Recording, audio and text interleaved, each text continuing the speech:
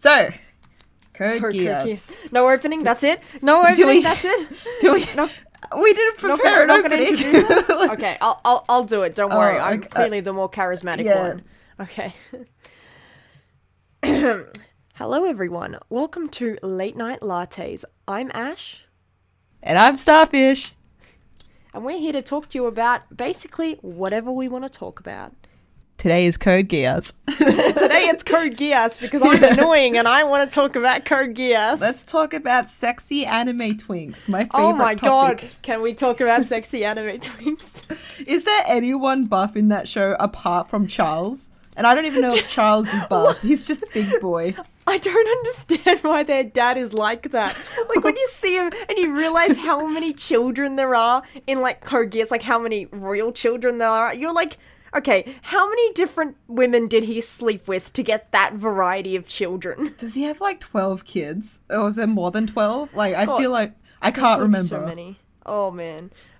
We should probably preface this too before we get super into it. Obviously, we're going to spoil the entirety of Code Geass. We're going to be talking very freely about it. So if anyone hasn't seen it and really doesn't want to get spoiled, I highly recommend watching it blind. It was an absolute treat to watch with no spoilers.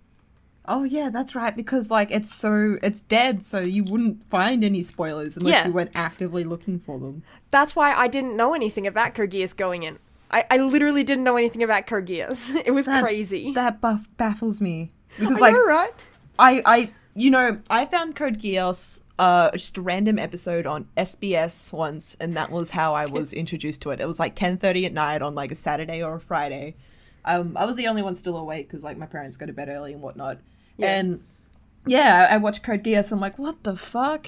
And then like, the next day I Googled it, and, of course, that's back when we used to watch anime in 3 parts on YouTube, so I could only... there was only, like, very, very small selection of episodes to even choose from. Yeah. So, and it was roughly around the same time I had a job, so I'm like, let's get the DVD straight up, and I did, and I'm like, holy shit, this is incredible. Like, I think I binged Code Geass, like, on my shitty not school laptop, but just a shitty laptop that could barely run a DVD. And just, like, binged it in, like, a couple of days. I'm like, I need to see more. And then the part 2 wasn't out yet, so I had to wait for that. And it was crazy. And, like, Code Geass had such an impact, like, because I'm an artist, it had such an impact on how I designed characters. Like, I was just drawing, like, anime twinks constantly, and all my designs had gold trimmings and weird paddings. Gold trimmings? Well, yeah. Yes. Like, you're not wrong. Code Geass had, like, nothing but gold trimmings. It's true. It's crazy, and I loved that whole, like, the war theme, and I joined, and because, like, I fucking loved Avatar: The Last Airbender as a kid. Mm-hmm. Again, that was a big war anime, so, well, wasn't it? I don't know. Avatar: The Last Airbender. Is Avatar: The Last Airbender a war anime? I feel like it is. War anime? Discuss. The Fire Nation attacked, so there's a war, the 100-Year War. Yeah, but it's not anime. It's anime style, but it's an American cartoon. We can agree on that, right? Yeah, sure. We can have that conversation later. But, oh, man. Yeah, because, like, again, when I was getting into Code Geass, I would have been, like, 16, 17. And prime age. Yeah, and that was when I was really big into, like, DeviantArt groups online as well. Oh, yeah. So, like, my main character, his name was Vex. He was pretty much just, like, if Lelouch and another character from a different show was mixed into one character, that was his personality. The love child. The love child of, like, Lelouch from Code Geass and Vash from Trigun. Oh, God. Wait, so was he just exceptionally tall, this character? If it's a mix of Vash and Lelouch. I think he was like 6'2", 6'3". So the ultimate tall, lanky boy right there. Yeah, and it's like, because this was an RPG group on DeviantArt, you had to, like, link voice actors or what their voice sounds like, and I'm like, he's Lelouch. This is a Lelouch voice actor, even though, like, Vash and Lelouch are voiced by the same person.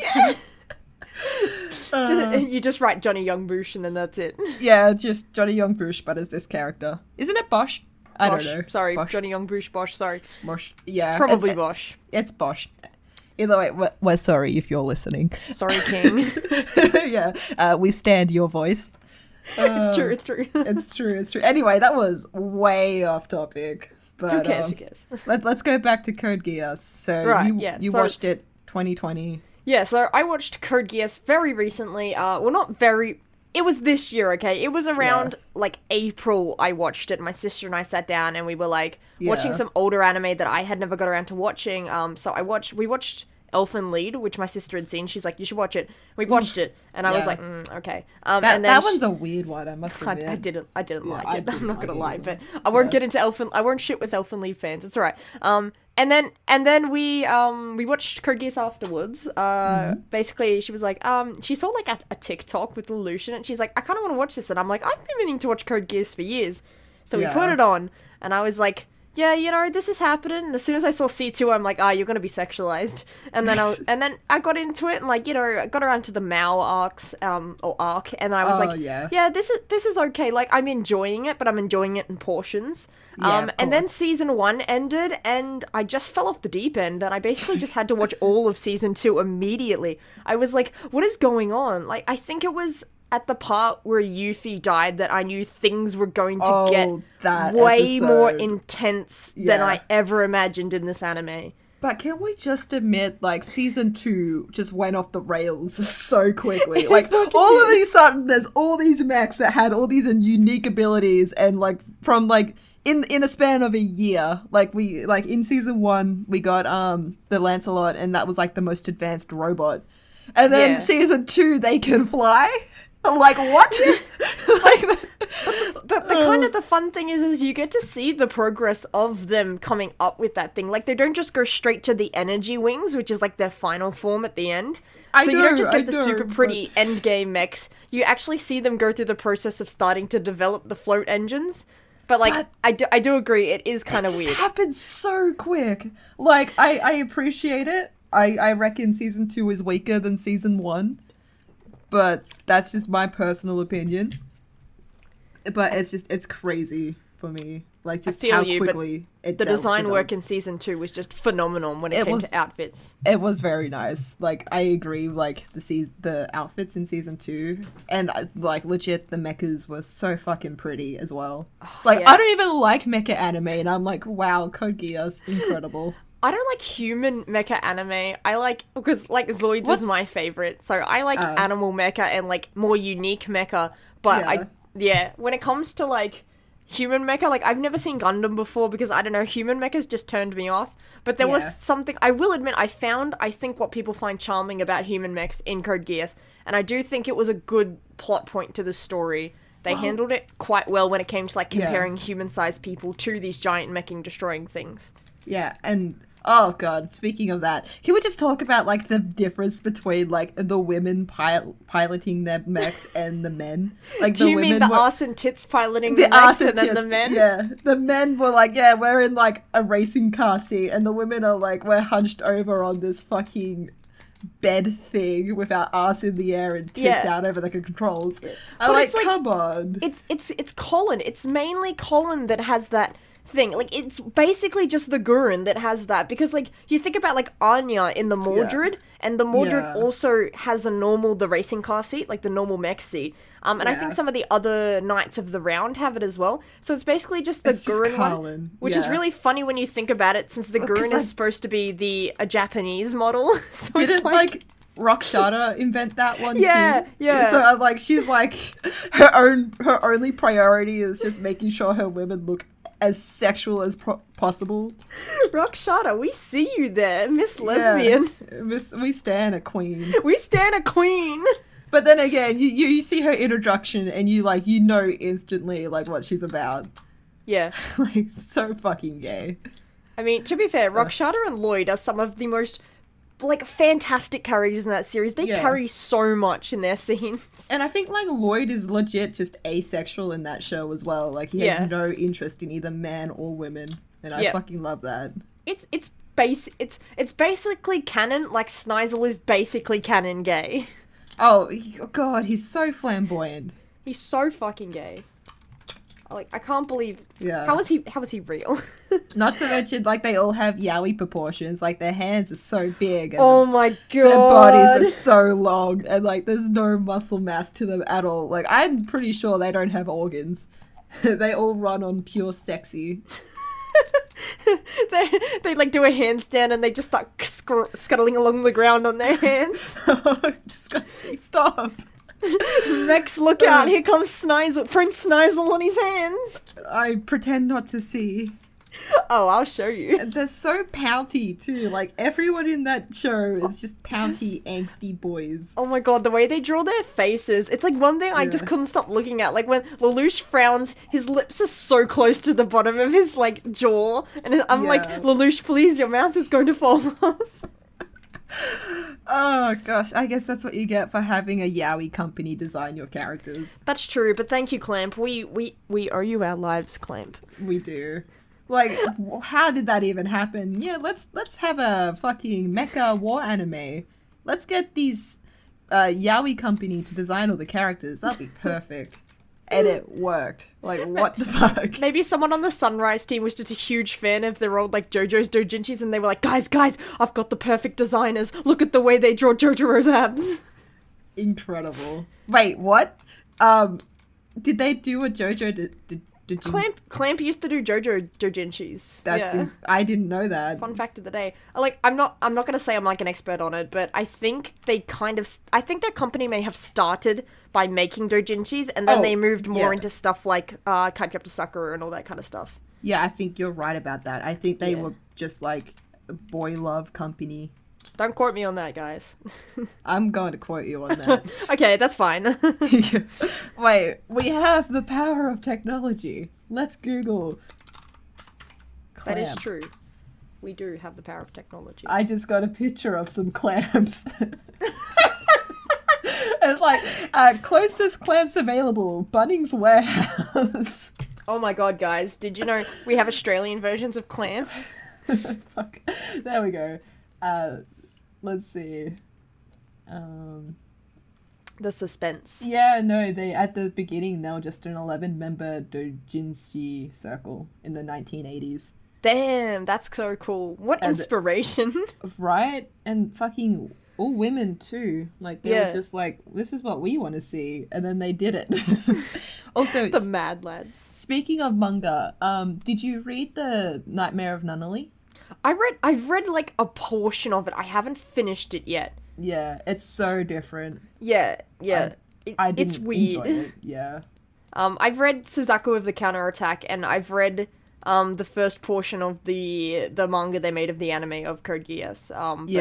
It was kind of hard to find it all online. Oh, yeah. I also couldn't find all of Code Black online, so I only read about the first 5 chapters of Code Black.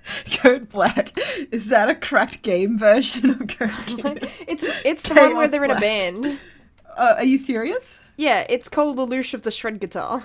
I didn't know that was You didn't know that? They literally made a figure of him in his Code Black outfit. Yeah, I know, but I just thought it was just weird AU shit. Yeah, I mean, they love their weird Code Geass AUs. They do that with, like, the Yu-Gi-Oh! Boys as well, where they just put them in a band. Yeah, that's true.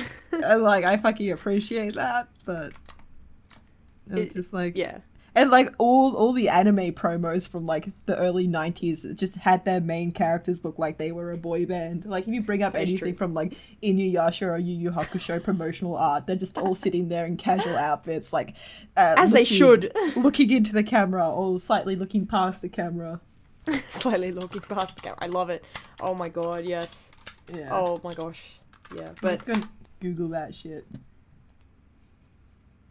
Yeah, like, it just make no sense. Like, you guys can't see it, but Ash can see it. Just like, imagine some... What is this? Beautiful anime boys. These are just, oh my god, yeah. Promotional art for a boy band. Oh my god. Like... I mean, Yu Yu Hakusho is also basically just a boy band. It is. Let's face it. They would be. Oh my god. Sorry, back to Code Geass. Oh yeah, my bad. Don't get me wrong, we love Yu Yu Hakusho. Single brain cell just loses track. kind of probably a dumb question because I know the answer, but tell everyone, let's go through our favorite characters. What are your favorite characters? My favorite character is, I'm a basic bitch and I love Lelouch. Like, I kind of don't know why, but I fucking love Lelouch, and I love Cornelia, and of course Rakshata. Oh yeah. So nice. And I never liked Callan. I thought she was so annoying. I'm like, can you shut the fuck up? Oh. And this was before I saw the abridged series, so I just never liked Callan at all. Oh, and man. Of course, I loved, like, Lloyd's quirkiness as well. Lloyd and Cecile are, like, the ultimate, like, oh my duo. Gosh. Cecile, what a doll.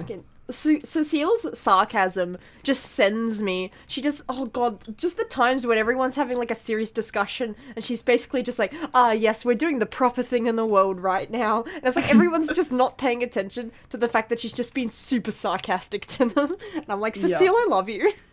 She's the most relatable one out of all of them because I think she has like no special abilities. Like yeah, she's just an engineer. She's just a good engineer. Yeah, like, she's not, like, super smart or has a Geass like Lloyd or Lelouch. Lloyd doesn't have a Geass, fucking huh? What? Never mind. What? No, like, Lloyd doesn't have a Geass, but Lelouch does. I know, just the way you said it. You made it sound like the Geass, like Lelouch and Lloyd's. Oh, yeah. My bad. Anyway, yeah, like, I don't know. I just like them a lot. Don't ask me any questions about season 2 because I don't remember much of season 2. There was just so much going on. Like, I don't remember any of the Knights of the Round. Nina was there and she created like a nuke, the flare. Yeah, she did. Yeah, the flare. Yeah. The flare, the bomb. Yeah, the bomb that. That Snizel basically commissions her to make in Texas. Yeah. They're in Texas when they're making that. It's pretty funny. I just don't remember. Okay. I so remember that she had a fucking, like, meltdown when Yuffie died. Yeah. And that's why she joined Snizel, I believe. Yeah. He sees, like, quote-unquote, the potential of her abilities, because the flare fails the first time she tries to use it in season 1. Yeah. Then she spends, like, the first half of season 2. You kind of get little glimpses, little scenes of her and Snizel, and she's off doing that while Lelouch is causing mayhem in China, and then when they come back and they have like the second Black Rebellion, or I think it's the second Black Rebellion where they're trying to rescue Nunnally. Like he gets Rollo to go get Nunnally and he's fighting Suzaku after they have their battle at the shrine. And then that's when like Suzaku fires the flare, and then the second time is Snizel and he turns the safety off so it's twice as powerful, and then he just bombs his home city. Yeah. Pendragon gets bombed. Insane. Yeah, why not? It's crazy. It is. Man, the last 5 episodes are fucking wild, but my god, do we get some sexy outfits. Your priorities, man. Like, we should be talking about, like, the relevance of Code Geass in modern day, and instead we're like, these outfits are so sexy. Emperor Lelouch make me happy. Knight of Zero Suzaku make me the serotonin come. It's like, war anime. Sexy outfits make me go brrr. It's basically true. Oh my god. I can't help it. I just love it. Okay, maybe it's because the boys are working together again, and it's like, it's my jam, man. I really love it. That's all you were waiting for. That's your inner fan fiction in you, just ignoring everything except character development. Yeah. Well, I can't help it, dude. That one scene. Okay, the scene that sent me the first time I saw it, that I knew I was gone, was when fucking Lelouch comes out on that stage in Pendragon when he sits on the throne and he's like, hey everyone, I'm alive and I'm the new fucking emperor because I fucking killed my dad. And then they go to try and kill him, and then Suzaku just fucking spin kicks down and knocks them all out. I hate Suzaku's just uncanny ability just to break things. Like in season 1 when he kicks down a machine gun. Yeah! Like, I can't with this show. Like, I know I shouldn't be questioning anime logic, but he's like, I can outrun this machine gun and then kick it from a roof. And I'm like, bro, your legs are like 2 centimeters thick. How did you do that? My favorite thing, like, oh god, my favorite thing about that is like, basically my favorite thing about early Suzaku, before he gets the Geass put on him, is like imagining all of these scenes, what he's thinking when Lelouch looks at it and he's like, it has like a 0.4 like 0.4, what is it, range before it fires, and then Suzaku's just like, 0.4 seconds to die? That's fucking hot. I'm rock hard. Let's go. He just wants to die. Oh, I hate it. Every time someone's like, no, Suzaku, you'll get injured or you'll die from it, I just imagine he goes rock hard instantly. He's like, fucking hell, let's do it. Probably. I mean, I can't rewatch Season 1 without thinking it. I just can't. Oh my god. Control your hormones, woman. I can't help it. I know. He love Suzaku, okay? He is relatable. A millennial wishing to die. Oh wait, is he Gen Z or a millennial? I mean, technically they were all born, probably 1999 or 2000 according to the show's run, I think. So they're all Gen Z. That explains everything. They're just... Do you think, like, Suzaku would have, like, a TikTok and he would, just be posting his random shit online? Probably. like, stuff in the Lancelot. Yeah. I feel like Lelouch wouldn't, but Carlin would, absolutely. Oh, yeah, Colin would be all over it. She would have TikTok, she would use Twitter. She would be on Twitch, she would Twitch stream her battles, like, hey, she'll be an e-girl. She's got the haircut for it, the pink spiky hair. Oh my god, yeah, she has, like, a camera in front of her, and she's like, oh, shit, fuck. Yeah, oh god, I'm in it deep, fellas. She gets donations from all the simps. Oh my god. Love it. We got a new AU, boys. Oh shit, Riverside, guys. Yeah, Twitch AU. What do you mean AU? It's canon. Sunrise. Take our idea. Yeah, Cam Girl Callan.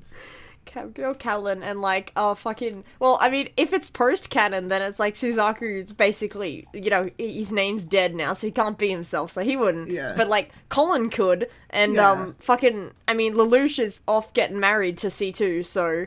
Oh yeah, that happened in the movie, right? And I didn't see that. Yeah, in Resurrection, yeah. Gross. They basically get married. It was the most hetero movie ever, but they still snuck in 2 incredibly gay scenes with Suzaku. Basically, as soon as Lelouch and Suzaku were alone, it was like, my friend, my best friend, my lover of many years, how are you?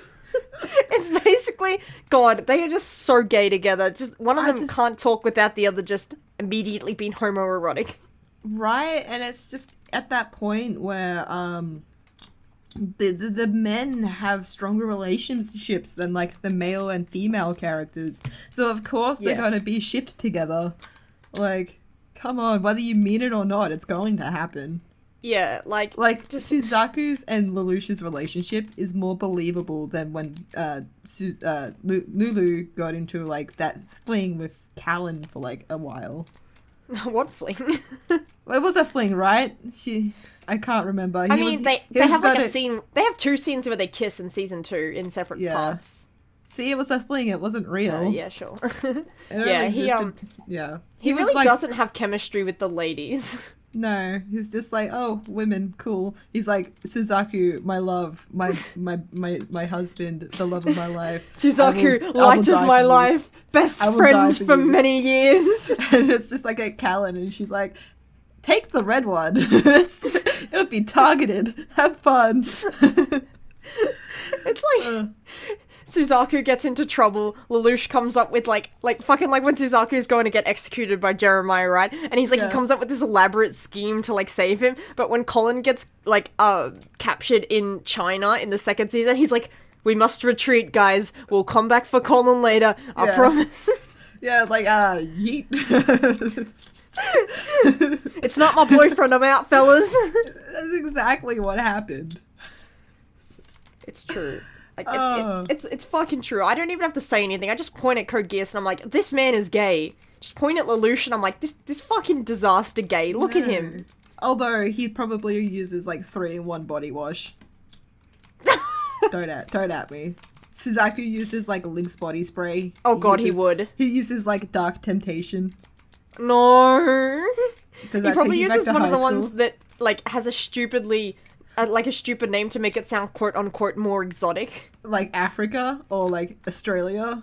That's true. They do have just country-named ones, don't they? Jesus Christ. And they brought out a New Zealand one recently. And there's got Xbox scent.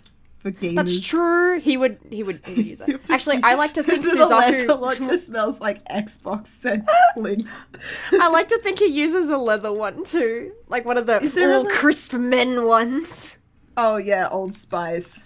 Ah, he would. Oh gosh. Well, he would have to use some form of baby powder to stop chafing in his fucking skin-tight latex suit. That's true. 100% true. And they only get tighter. And when you get up to, like, Resurrection the movie, it's basically just, like... They're just painted on. They're just painted on. He just paints them on at that stage. The animators were just... They drew the anatomy and they're like, I don't want to cover this, and just painted on the suits. Exactly. That's to the point we get. God damn. He's a disaster. He's a disaster bi. He's a disaster bi and Lelouch is a disaster gay. And everyone else are just the unfortunate victims of... Oh yeah, I fucking completely forgot that he had a thing for Yuffie.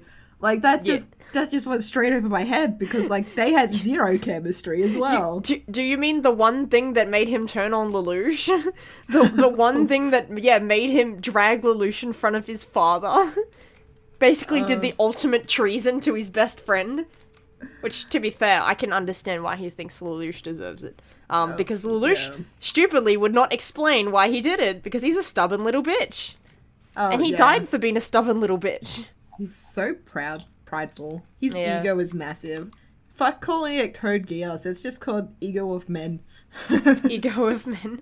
I was talking about it with a workmate that I got to watch it, and he was basically like, it's basically Code Geass, and I was like, it is Code Geass. That's what we called it back in the day, because Geass is spelled Geass, so it's Geass. Geass.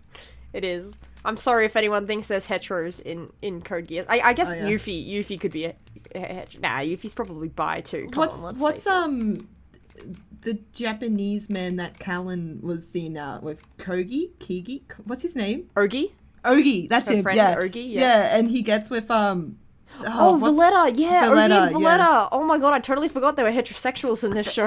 They had a baby together, and it's they did too. Holy excuse shit. Me? Look, dude, they were banging when Lelouch was still alive. I know, I'm aware. They had a thing going on. They were fucking banging. Season 2 when they had the festival episode. Oh my god, the festival episodes. Oh, perfection. Oh, I love. Let's just make a giant pizza. Why? Why not?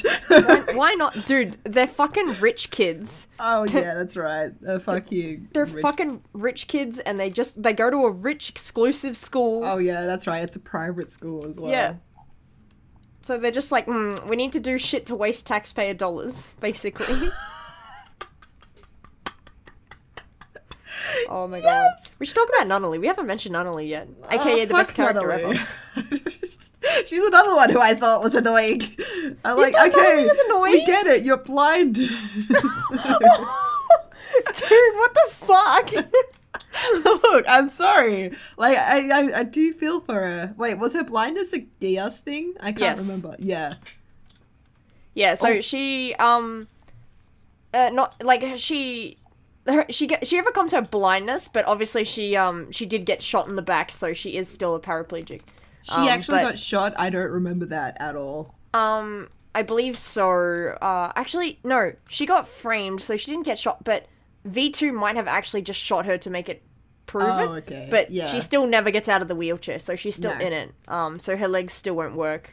But she does overcome her father's Geass. The fucking scene where Lelouch takes the whistle from her, or the key. Yeah, the key, yeah. Yeah, and he just goes down the steps and she's like, I hate you. And it's just like, oh, that was such a heartbreaking moment. It was so hard to watch that scene, especially because, like, it's so annoying because you're like, oh, it's maybe it's not annoying, it's just, it makes me cry because, like, you get to see his thoughts and everything, and you know how Nunnally feels, and you know, like, she has no choice because she doesn't know that he's putting on an act. She thinks he really has gone off the deep end.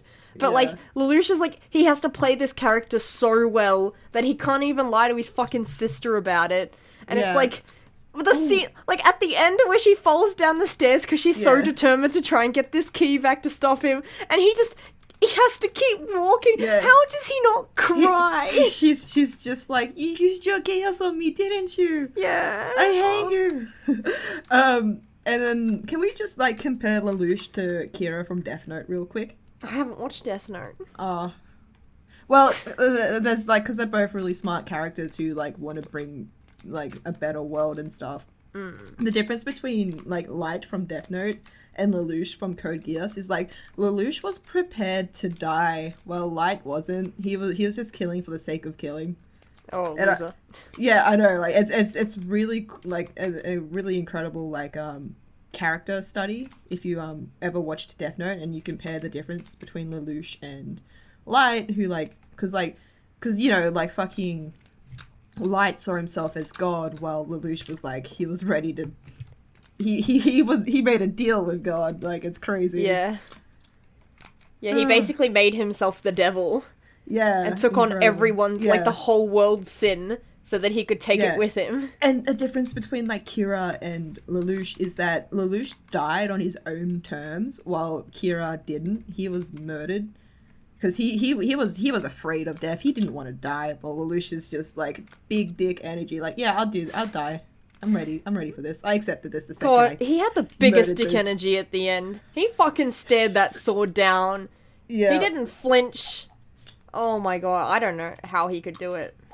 Like, Jesus Christ. That takes some real guts. That's like a fucking 19-year-old, 20-year-old kid there, basically. Yeah. Like, oh my god. How did he survive, though? Is it explained in the movie? It is explained in the movie. Do you want me to tell you? Yes, please. Okay, so originally, originally he does die, and it wasn't 100% canon that he did survive. But basically, he took Charles's code, so he survived because he got a code. What's Charles's code again? Okay, so quick explanation, especially if people watched Code Geass a long time ago and forgot, because I know a stupidly large amount about codes in Geass because I've been studying it for an analysis video I want to make about it. Yes. But basically, codes, the difference is that you have a Geass you're given, and you get it from like somebody who has a code usually. That's how it works. So C2 has a code, and she got her code from the person that gave her Geass. So C2 had, so C2 years ago, the nun gave her the Geass of love, where everyone fell in love with her the instant they saw her, basically. And then when she killed, when the lady died at the fault of C2, the Geass transferred, the code transferred to her, because she's the new champion of the code. So she has the code, but she loses the Geass. That's how it works. And, so basically, what happens in Season 2, when they go to where V2's hideout is, this is right after Shirley's death, when Lelouch is really fucking pissed about it, and he wants to destroy the Geass organization, which ultimately leads to the betrayal of the Black Knights. That was another love plot with Shirley. I forgot all about that. That was so irrelevant. Right? Like, so, when they're hunting down V2, the little kid that's his uncle. Yeah, I do remember I'm not going to explain further than that. Yeah. So that's when they end up in the Thought elevator, which is basically just that one room that is like overlooking the sunset, and it's like a Ragnarok. Yeah, Why is that brought into this? That's Norse mythology, isn't it? Alright, it's just a name. I don't know if there's any relation to the Ragnarok event, because Ragnarok's supposed to be like the end of the world, right? But I guess it kind of was. But anyway, that's not what talking about so basically what happens is when they go to that Thought elevator room, which is where they have their confrontations, and Lelouch kills him, Lelouch uses his Geass on him to get him to shoot himself.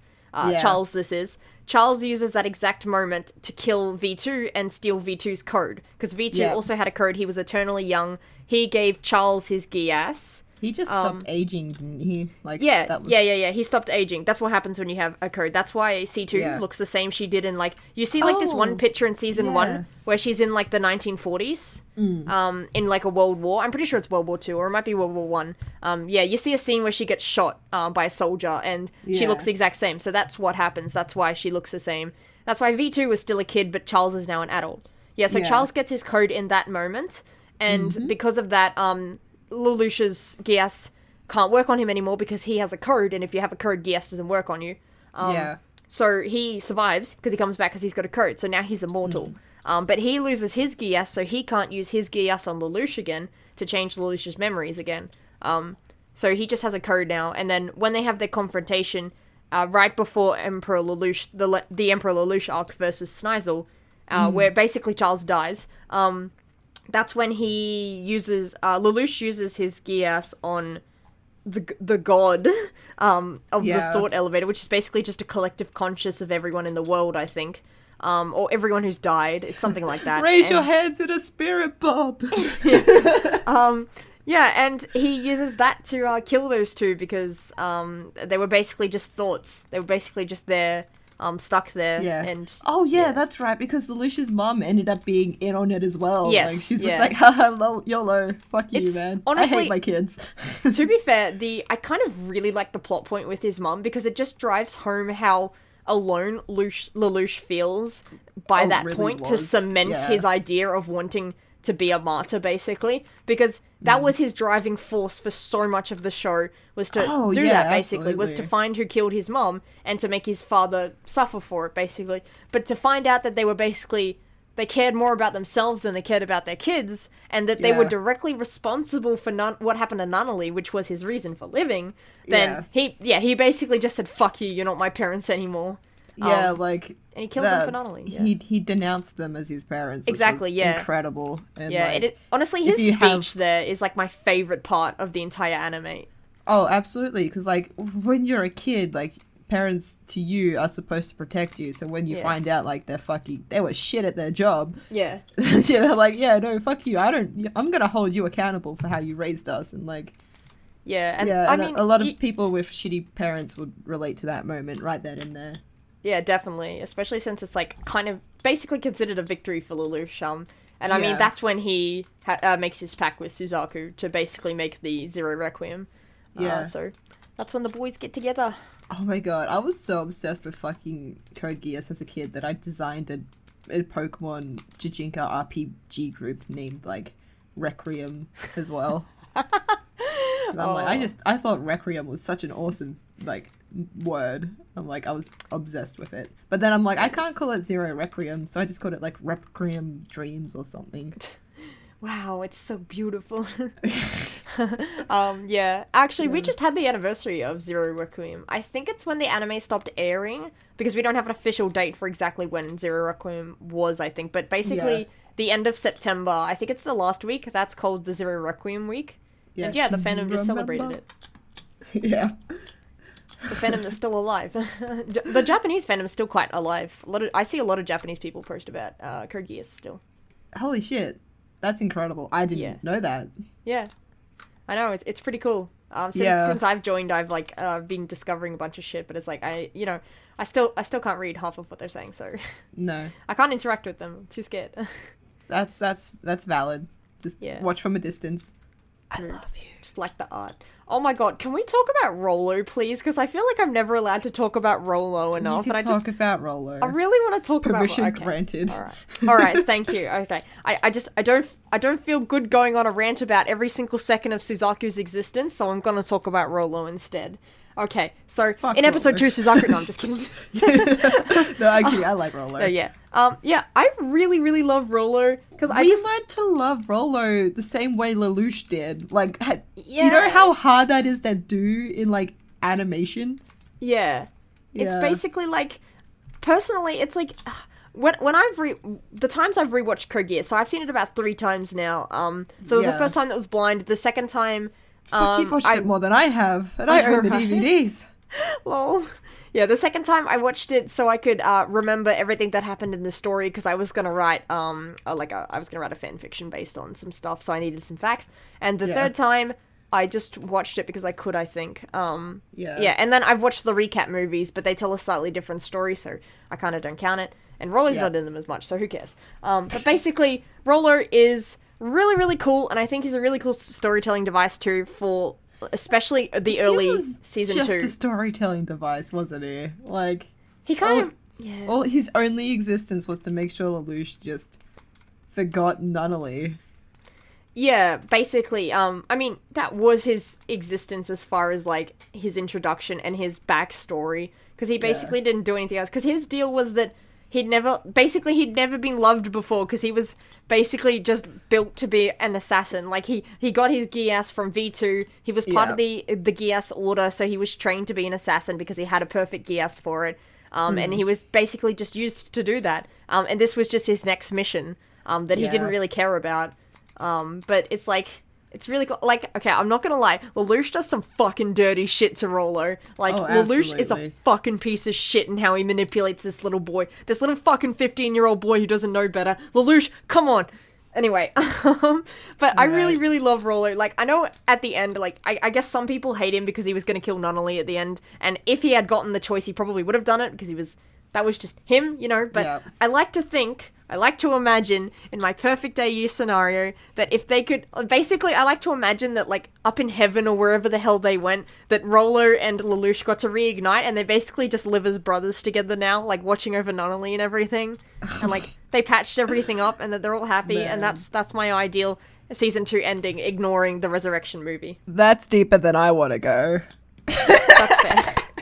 I mean, okay, kidding. Rollo's death scene, it means so much to me because it's like... Oh, it's heartbreaking. Aside He's like, from I Lelouch lied at the to end. you. Yeah.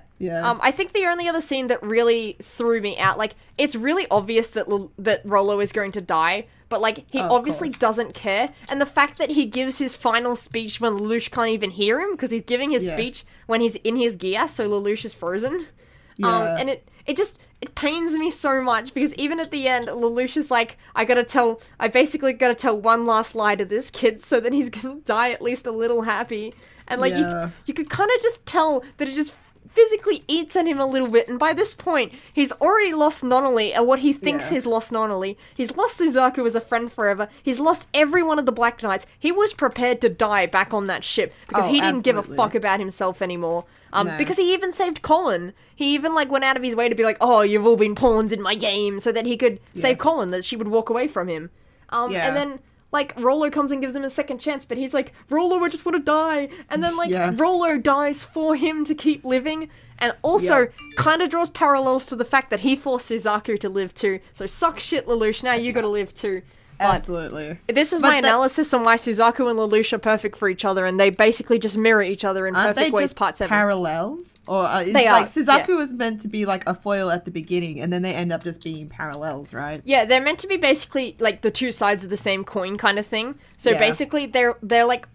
They're not polar opposites, but they are opposites in what they do and their morals and how they go about everything. But they do grow to understand each other more as it goes on. I cannot stand Suzaku's, like, right and wrong justice fucking personality to begin with. He's such a slut in the beginning. I liked him more in Season 2 than I did Season 1, and that's just because, like, fucking... I can't stand people who are just so, like, morally... correct, I guess. He's lawful good. He is lawful good. He's like the definition of the phrase lawful good in Season 1. Absolutely. And it's just like, Suzaku, there are injustice in the world. Can you please stop being like... He's like so whatever the fuck he was in Season 1. Like, he's just like, well, if you just work hard enough, you'll get there. And it's like, no, that's not true for everyone, Suzaku. He didn't... He basically... It's really weird because he was part of the society that was basically, like, degraded and put against. Basically... Yeah, what? And... Like, I don't... He was, like, so determined... Like, he wanted to save his people, but he wanted to do it in a really stupid way that made him feel... He was all lives matter, not ACAB. And I can't... That's literally Suzaku and Lelouch. Suzaku would be like, all lives matter, we can do it together, guys. And Lelouch would be like, burn the Institute! Burn it right now!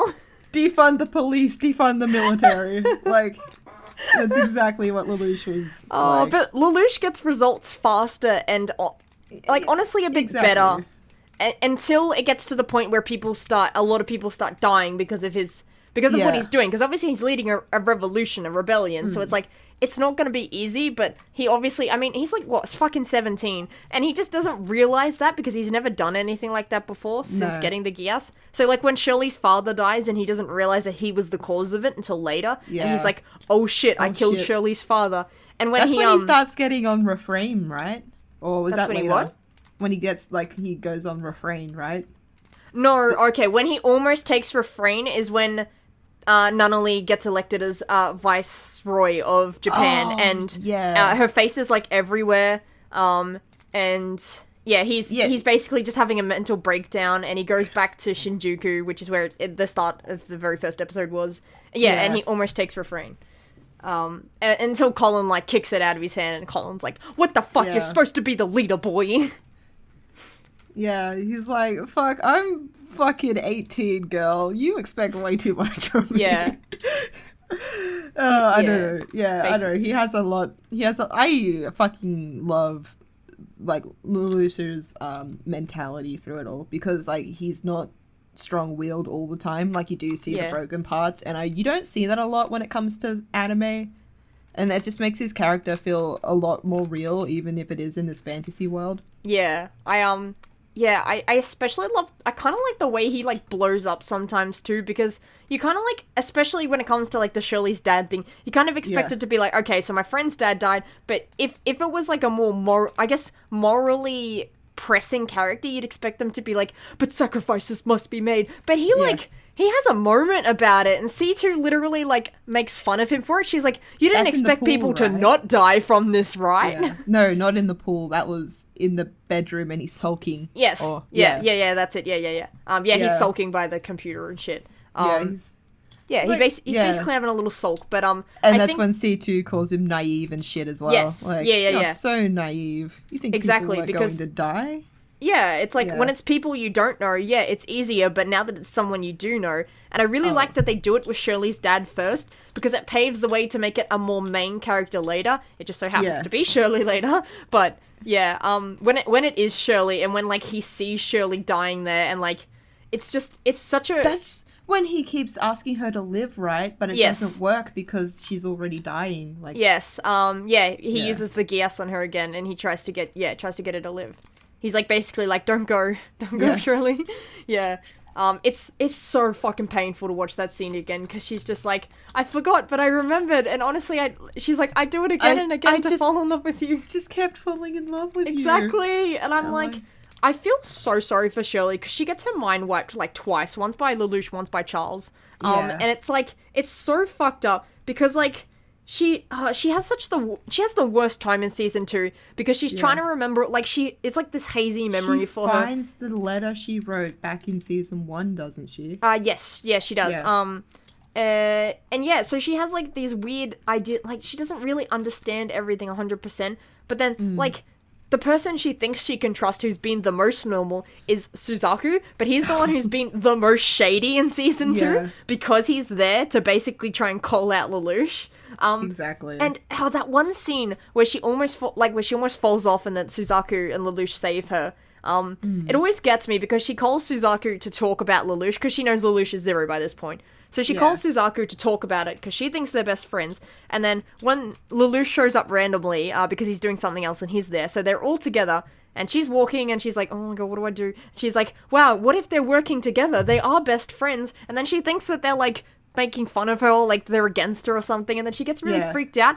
But then when she sees them afterwards, and Suzaku doesn't, like, laugh at one of Lelouch's jokes or something, she's like, oh no, Lelouch is so alone. And that really fucking killed me, when she was basically just like, Lelouch has nobody by his side.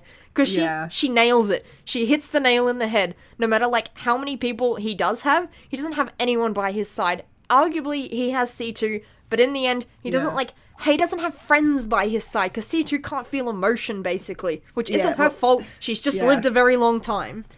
Yeah, it's like that quote from BoJack Horseman, where, like, you're eventually going to find out that you're surrounded by people who love you, but no one actually likes you. Yeah.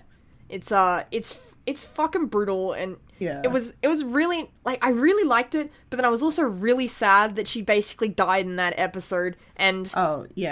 the one thing that makes me so sad that is, like, I hate the way that it's, like, Suzaku blames Lelouch for it. For everything. And look, okay, I understand, because Lelouch never told Suzaku anything. Up until his death, he literally never told him about Yuffie or anything like that. There was never any connection or anything like that. So Suzaku kills Lelouch still thinking he killed Yuffie, wanting to kill Yuffie.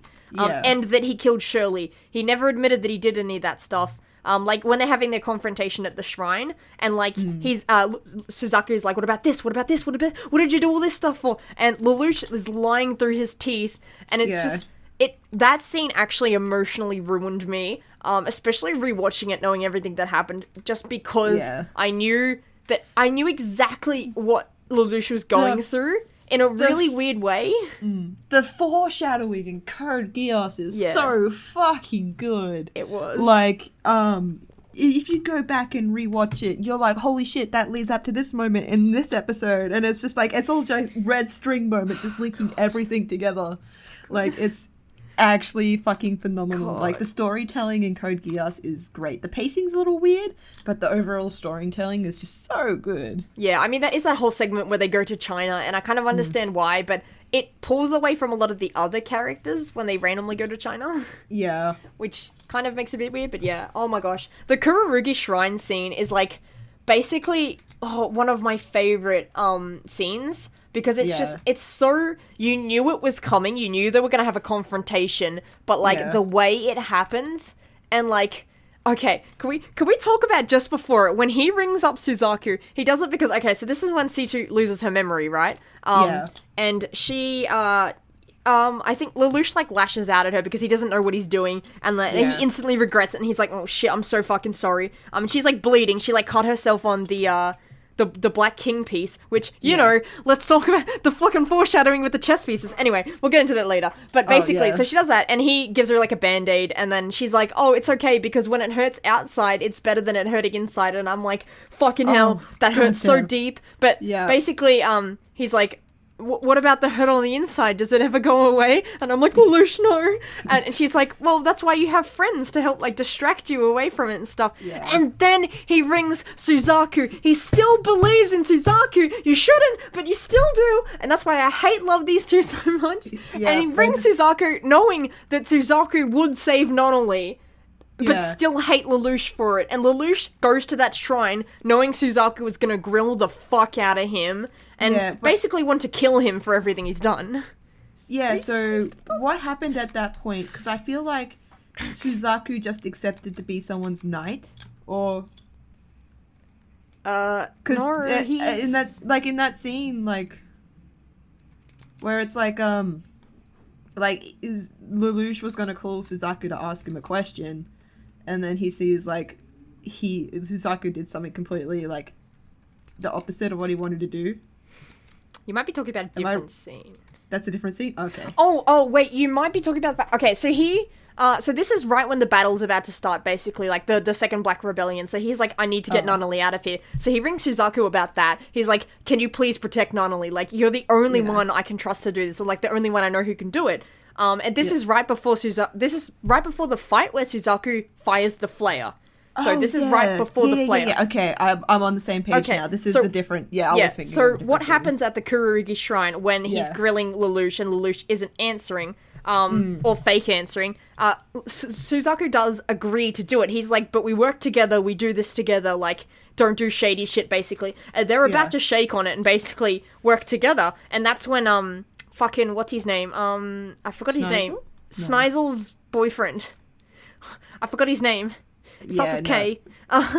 Sorry. I forgot his name, but he shows up. Yeah.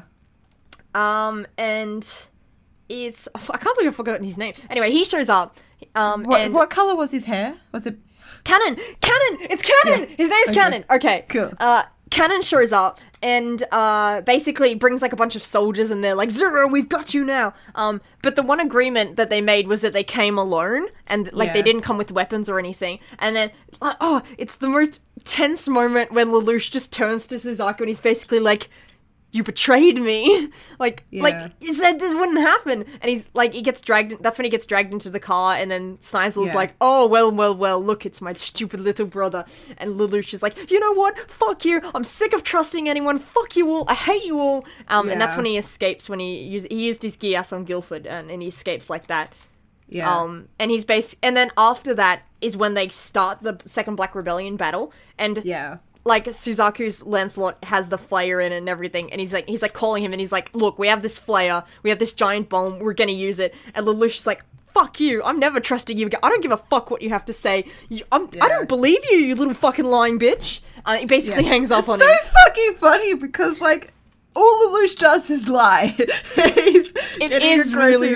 He's getting angry at people for lying to him, and I'm like, oh my god. Yeah, I know your butt hurt right now, but come on, dude. He literally just spent that entire scene with his face in the ground lying to Suzaku. He wouldn't even answer the one question that he had to answer, which was the one question Suzaku wanted to know the most was why he used his Geass on him when he knew Suzaku wanted to die. And the really obvious answer was, I didn't want my best friend to die.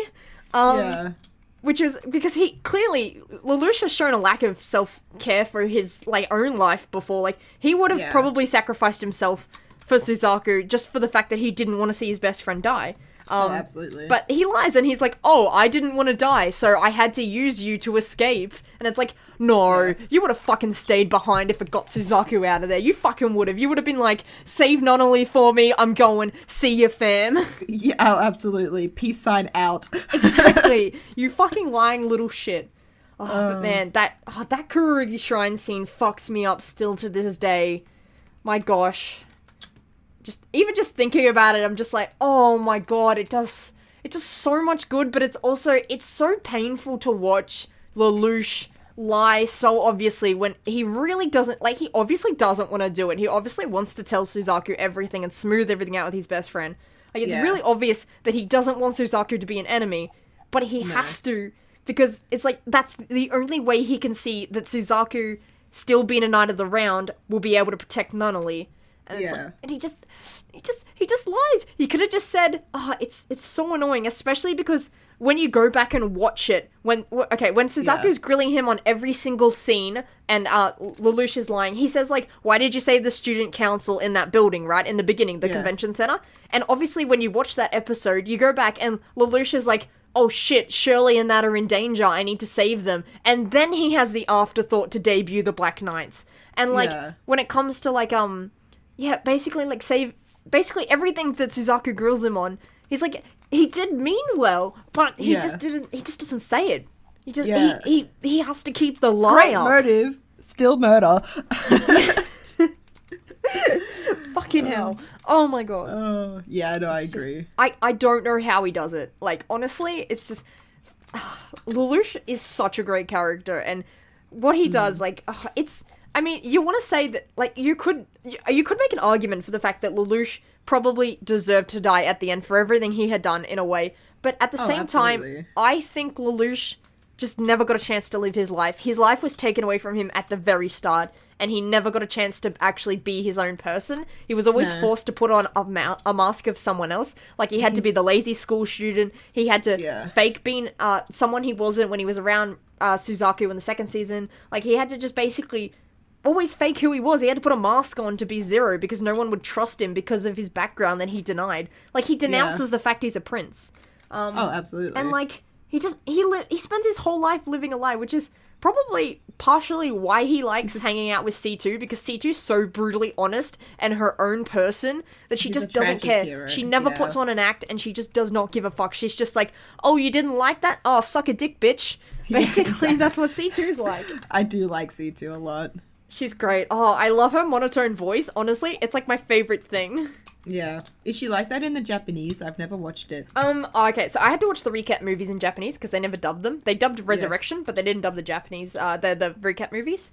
And, okay, at the start, I thought she did have a way too high voice, but most of it, for, like, the last two recap movies, she did have that nice kind of, like, bored older woman voice, and it was good, I really like Suzaku's Japanese voice, too. He did, he was pretty good. He sounded really boyish in the beginning, but then he got a bit grunty and annoyed at the end, which was basically just Suzaku's personality, so... Exactly. Suzaku's just a grumpy old man in a young boy's I love body. this grumpy old man. Yes. Oh my god. But wait, okay. I just remembered, I actually never went on to what happened in Resurrection, I don't think. Maybe I should touch briefly on Resurrection? Yeah. Question mark? Okay, so I think you asked me before what happened in Resurrection, like why he's still alive and stuff. Yeah. So what happens is, basically, it starts with C2, so what happens is, everything is basically the same, except for, like, a tiny few details. One being that they keep Shirley alive, so Shirley's actually alive in the Resurrection movie. Okay, weird flex, but okay. Weird flex, but I'm also kind of grateful because you get this like little ending card of all the characters at the end, and you get one where she's crying happy on the phone to Lelouch, and it's perfect. Anyway, so what happened was at the end when Suzaku kills Lelouch on the throne, everything happens. It's still the end. Colin gives her ending speech, and then the resurrection starts, and what do you call it? So it turns out Shirley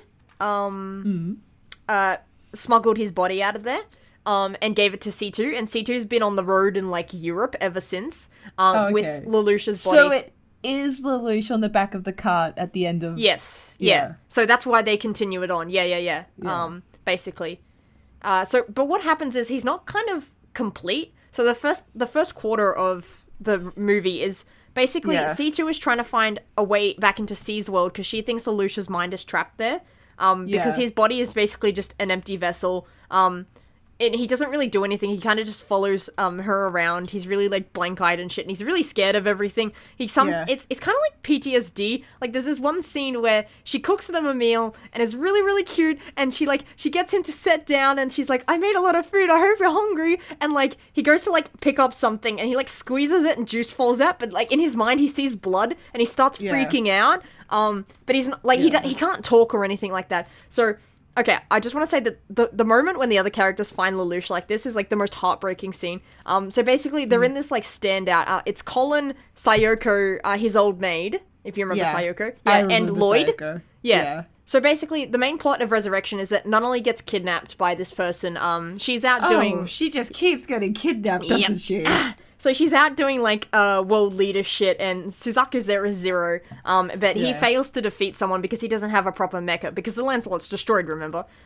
So he ends up having to use this shit mecha, and they outbeat him, and they kidnap him, and Nunnally gets put away somewhere else, and in exchange for not hurting Nunnally, Suzaku has to do nothing, so he has to sit there. And get whipped in scenes. Oh, trust me, it's good. Okay. Anyway, back to Lelouch. They spend the first half when they meet him. They have this encounter, and then Collins and Sayoko are like, "We're looking for Zero and Nunnally. Where are they?" And then C2's like, "Oh, I don't know, man. I'm here on my own business." And they're like, "Well, you're involved now, so you have to come with us." And C2's like, "Okay, but he has to come too." And then they pull back this like window, and like Lelouch is like cowering there, and like Colin goes up to like, she's like, "No, it can't be." She like goes up to touch him, and he freaks out, and C2's like, "Whoa," basically. And then they're like, "Is that him?" Yeah. And then she's like, "It is, and it isn't." And then they go through like the kind of like, "Oh, he inherited the code. He's this bumbling little idiot now. I need to wipe the drool off his face and give him a kaleidoscope because he's a little child." It's like a scene where he's just playing with a kaleidoscope because he basically has the brain of a 2-year-old. Oh, and God. so they have to go to a gate that's still open, but basically Lelouch destroyed all of C2's world. C's world. When he basically killed God when he did that thing to kill his parents. So they find one open gate in the place where the weird country where Nunnally's been kidnapped, and that they get in there. C2 goes in there with Lelouch, and they happen to get him back, and his mind comes back. But the most annoying factor is they seem to have forgotten the one important rule that when you get given a code, you forget your Geass, because for some reason Lelouch has a code and his Geass in the movie, and it annoys me to no end. Oh. He's built different. It annoys me so much. He shouldn't have his Geass. But that said, it is pretty sexy because he can turn it on and off. And you know how it's like in both of his eyes now? Yeah. So he randomly can just turn it on and the birds just appear at his eyes. Why is it a bird? Why is it a seagull? I don't know. Why is it a little seagull? It's like, I'm coming to steal your chips. But yeah, see, I love Resurrection. We should watch it sometime. I just like rewatching it because I like goofy Lelouch in the beginning, and then I really like the scenes later. Like the scene where Suzaku, they save Suzaku, and he wakes up and he's like bleeding and shit. So they put him in bed, and then he wakes up and he's like, "Whoa, what's going on?" And then Lelouch is like, "Oh, you probably shouldn't be up. You know, you got a lot of wounds." He calls him Zero. He's like, "Oh, sorry, Zero. I didn't mean to wake you." And then Suzaku is like woozily walks up to Lelouch and he's like, "Lelouch? And then he Are you alive?" him. And he like pokes Lelouch's cheek. He's like, "What?" And then he gets immediately really mad. He's like, "What the fuck? Why are you still alive? You're supposed to be dead." And then he proceeds to bash the shit out of Lelouch until he faints. It's great. Yeah, ship it. Woo! I can't recommend it enough. It's great. Oh my god, it's just good to see the boys back together, you know. But then Suzaku takes a major back seat in the second half, and it's all about C2 and Lelouch again.